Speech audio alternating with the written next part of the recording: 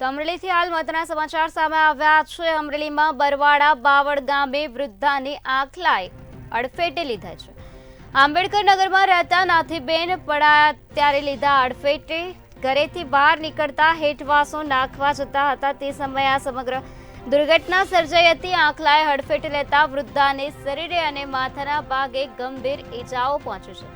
પ્રથમ વળ્યા બાદ જેતપુર હોસ્પિટલમાં તેઓને સારવાર અર્થે ખસેડવામાં આવ્યા છે। મોટા શહેરો બાદ નાના ગામડાઓમાં પણ આખલાઓનો આતંક જોવા મળી રહ્યો છે। આખલાઓના આતંકની ઘટનામાં વધુ એક ઉમેરો થયો છે।